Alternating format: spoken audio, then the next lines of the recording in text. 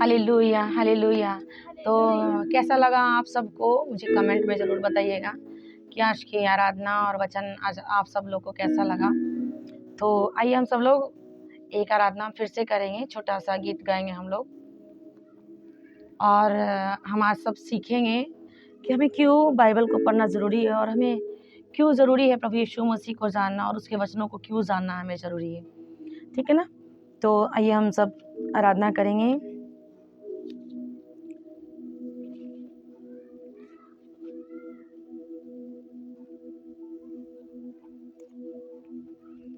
गहरे प्यार से तूने प्यार किया, गहरे प्यार से तूने प्यार किया, माँ से गहरा है प्यार तेरा, माँ से गहरा है प्यार तेरा। तू धन्य है, सर्वश्रेष्ठ है, तू धन्य है, सर्वश्रेष्ठ है, तेरे जैसा कोई नहीं। तू धन्य है, सर्वश्रेष्ठ है, तेरे जैसा कोई नहीं। Hallelujah hallelujah hallelujah hallelujah. Yes Lord, yes Lord, thank you. Hallelujah hallelujah. तेरी मर्जी से मैं सदा चलूं, तेरी मर्जी से मैं सदा चलूं, तेरे साथ साथ मैं चलूंगा, एक नूर के समान रहूंगा, तेरे साथ साथ मैं चलूंगा, एक नूर के समान रहूंगा। तू धन्य है, सर्वश्रेष्ठ है, तू धन्य है, सर्वश्रेष्ठ है, तेरे जैसा कोई नहीं। तू धन्य है, सर्वश्रेष्ठ है, तेरे जैसा कोई नहीं। Hallelujah hallelujah hallelujah hallelujah hallelujah hallelujah. गहरे प्यार से तूने प्यार किया, गहरे प्यार से तूने प्यार किया, माँ से गहरा है प्यार तेरा, माँ से गहरा है प्यार तेरा। तू धन्य है, सर्वश्रेष्ठ है, तू धन्य है, सर्वश्रेष्ठ है, तेरे जैसा कोई नहीं। तू धन्य है, सर्वश्रेष्ठ है, तेरे जैसा कोई नहीं। हालेलुया हालेलुया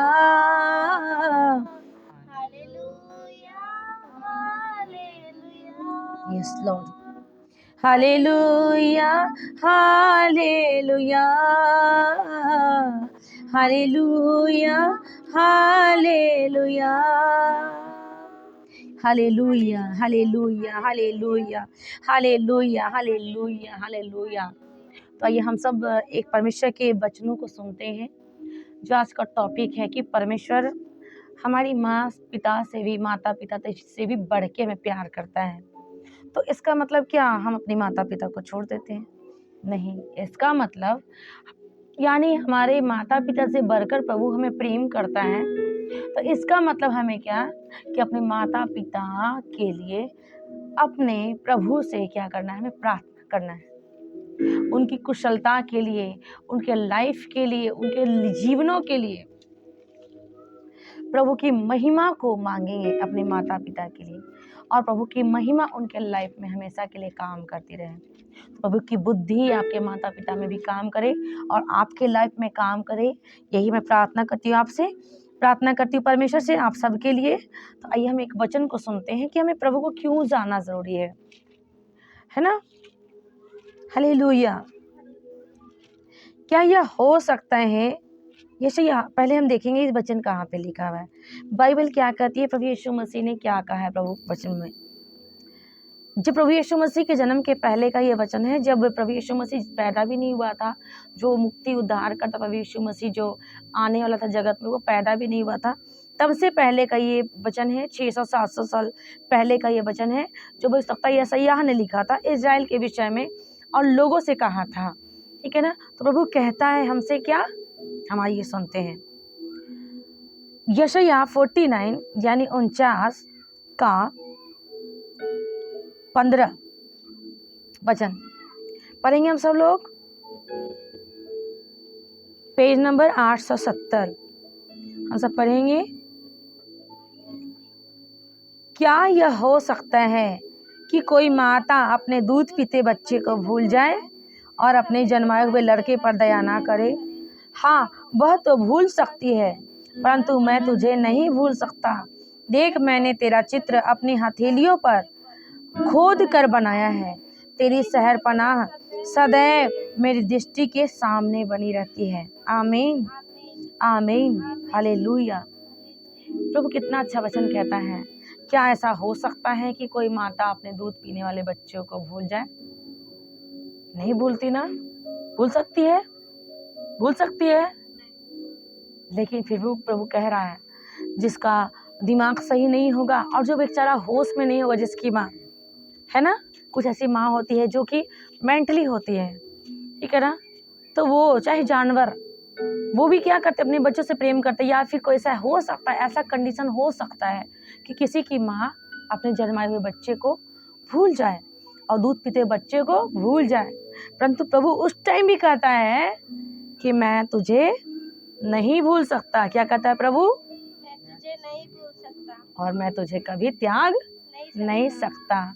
मैंने तुम्हारा चित्र अपनी हथेलियों पर लिखा है, यानी हमारा नाम परमेश्वर के हाथों पे लिखा हुआ है। उसका हाथ हमारे जितना छोटा नहीं है।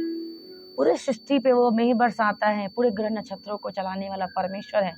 उसने सारे मनुष्यों को अपने सृष्टि, अपने स्वरूप में बनाया है। सुंदर सुंदर बेटे और बेटियों को, गोरे गोरे को, काले काले को, नाटे को, छोटे को, बड़े को, लंबे को, हर तरीके को बनाया है ना। किसी का नाक गोल होता है, जैसे संध्या का नाक गोल है ना।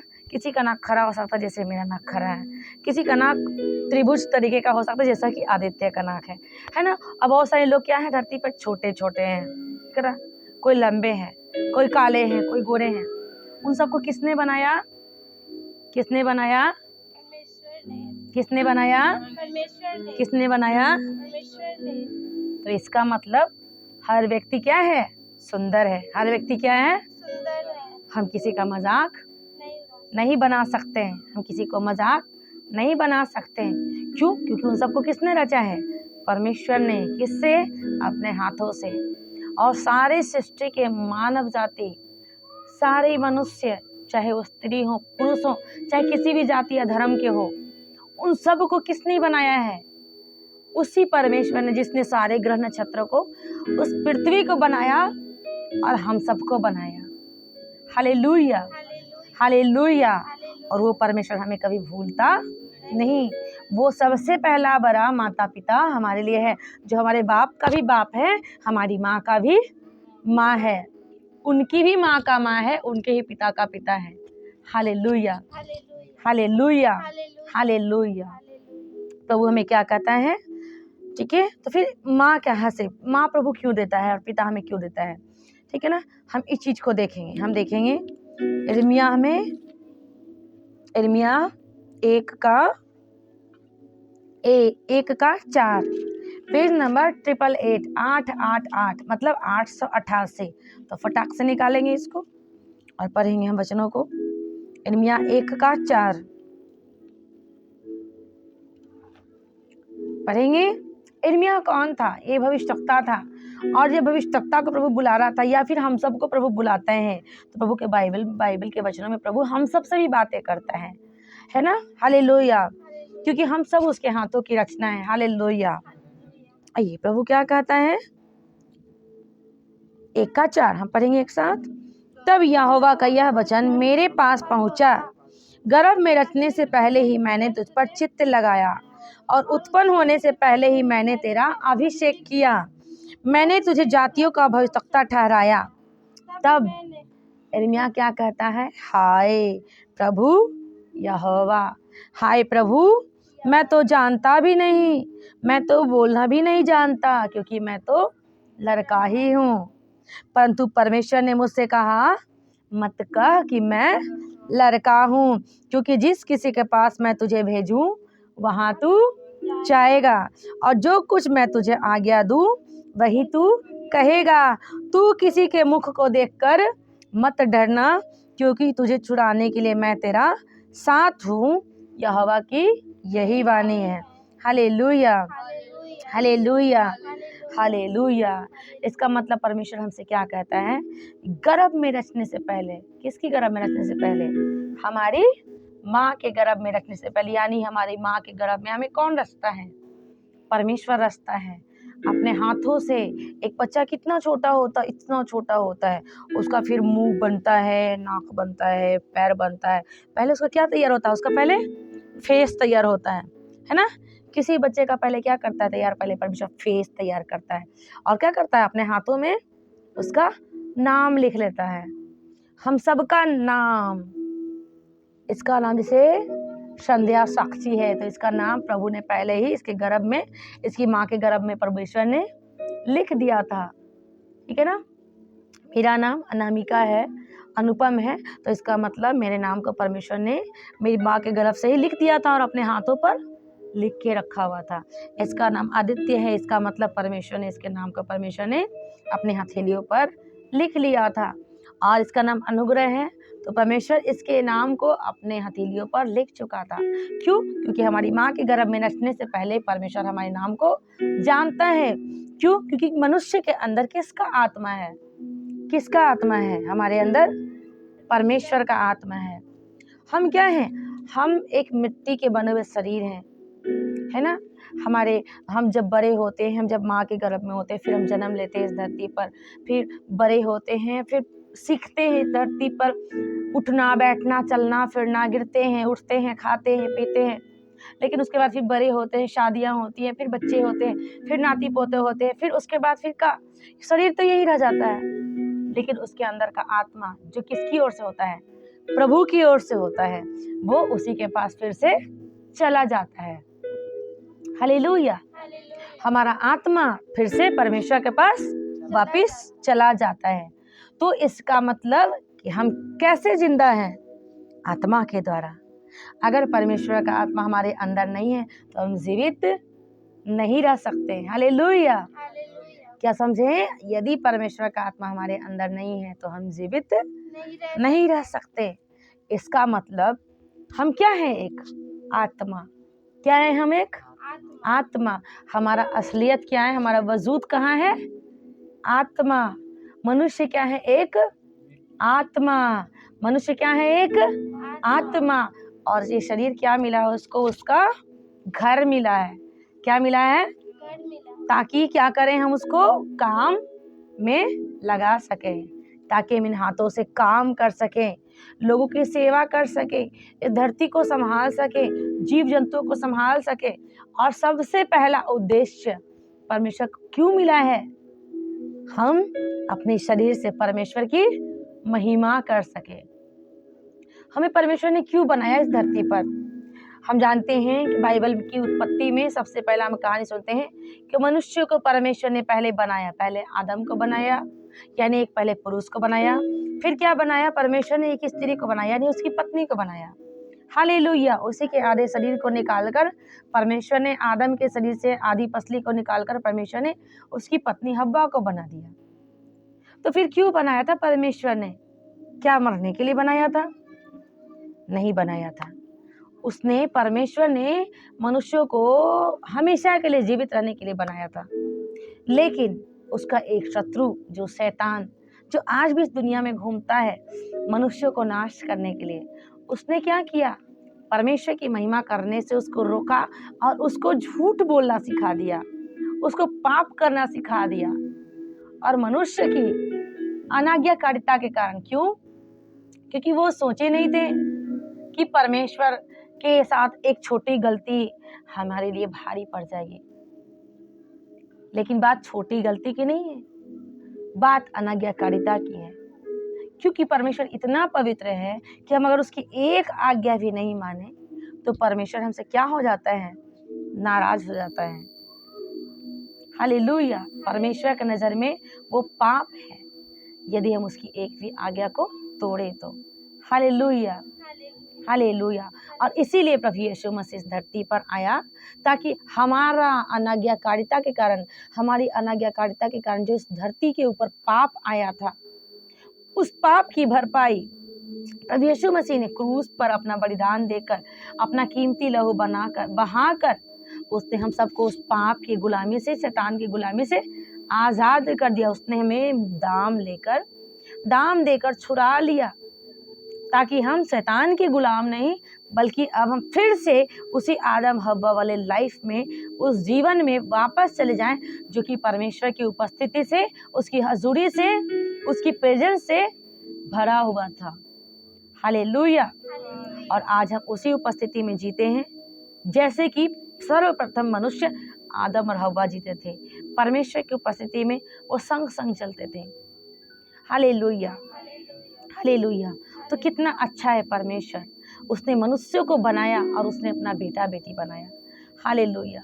और हमसे इतना प्यार करता है कि वो क्या चाहता है कि हम उसकी आंखों से कभी ओझल ना हो। सारी सृष्टि के मनुष्य से परमेश्वर यही चाहता है कि उसके बेटे बेटियां उसके पास रहें, उसकी महिमा करें, आराधना करें, झूठ ना बोले, पाप ना करें, व्यभिचार ना करें, गलत काम ना करें, किसी के दिल को ना तोड़े, किसी को बेवजह परेशान ना करें, किसी को मारपीट ना करें, लड़ाई झगड़ा ना करें, चोरी नहीं करें, झूठ नहीं बोले, किसी से डाह ना करें, ईर्ष्या ना करें। और यही दुनिया में लोग करते हैं।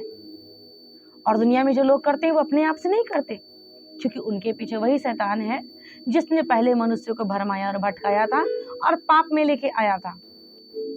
लेकिन जैसे हम यीशु मसीह को जान जाते हैं, वो शैतान की योजना हमारे जीवन से विफल हो जाती है, नष्ट हो जाती है, कैंसिल हो जाती है। और अब हम क्या हो जाते हैं? परमेश्वर की उपस्थिति में।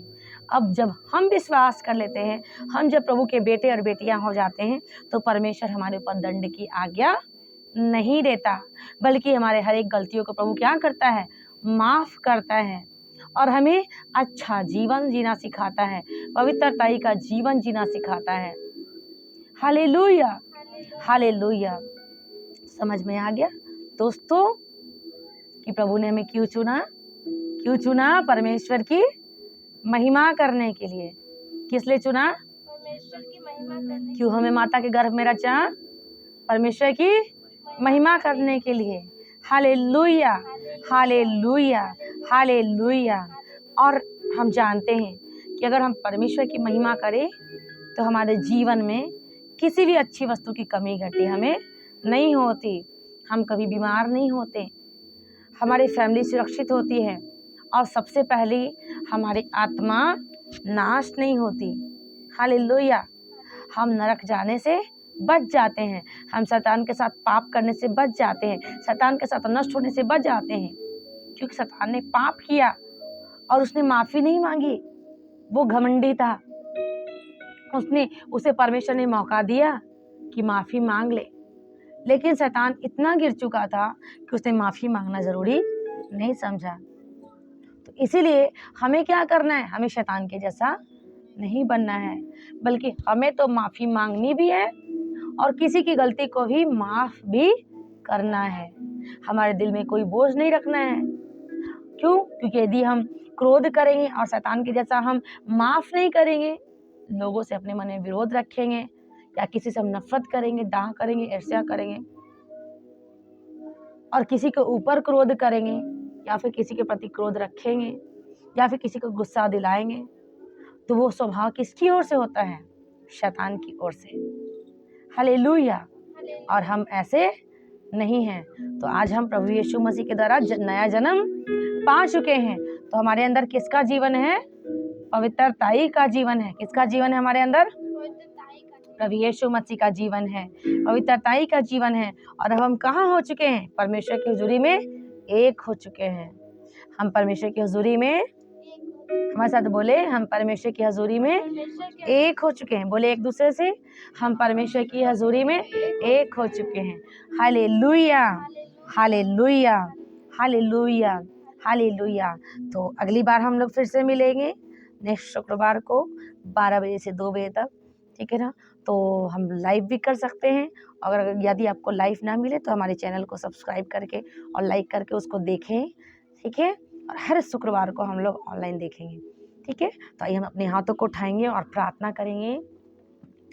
हमारे साथ कहेंगे, धन्यवाद पिता परमेश्वर आपके प्रेम भरे वचनों के लिए, जो हमें बुद्धि देता है, मार्ग देता है और सत्य पर चलना सिखाता है और हमें बताता है कि हम पाप से नहीं बल्कि परमेश्वर से जन्मे हैं। इसीलिए हमारे जीवन में हमारे ऊपर पाप का, शैतान का कोई भी अधिकार नहीं है, बल्कि मेरे अंदर पवित्र आत्मा का जो परमेश्वर के द्वारा हमें मिला है, उसके द्वारा हम शैतान के और पाप के और इस दुनिया के हर एक गलत बातों के ऊपर राज्य करते हैं और हम पवित्रताई में अपना जीवन जीते हैं। प्रभु, आज से मैं भी वही पवित्रताई का जीवन जीने पाऊं, मेरी सहायता करें। प्रभु यीशु मेरे हृदय में आए और मुझे अपना घर बनाएं। प्रभु, मैं अपना दिल तेरे लिए खोलता हूँ। प्रभु, मुझे अपना मार्ग दिखाएं और मुझे सत्य की राह पे चलाएं। प्रभु, क्योंकि तू सत्य है। परमेश्वर, मुझे सच्चाई में, पवित्रताई में, तेरे महिमा के जीवन में मुझे चलाएं। ना तो बल से, ना शक्ति से, परंतु तेरे आत्मा के द्वारा सब कुछ संभव है, सब कुछ संभव है। प्रभु, हम यह प्रार्थना तेरे बेटे प्रभु यीशु मसीह के पवित्र नाम में मांगते हैं। आमीन। हालेलुया। आज हम छोटी सी प्रार्थना करेंगे। हम अन्य भाषा की प्रार्थना करेंगे, अंतिम प्रार्थना करेंगे। हम प्रार्थना करेंगे, परमपिता परमेश्वर का प्रेम, प्रभु यीशु मसीह का अनुग्रह और पवित्र आत्मा की संगति और सहभागिता हम सब के साथ, प्रभु के सच्चे दास दासियों के साथ, यूथ चर्च के साथ, हम सब के साथ यीशु मसीह के आखिरी आमद तक होती रहे। आमीन, आमीन, आमीन। हालेलुया। हम एक आराधना करेंगे।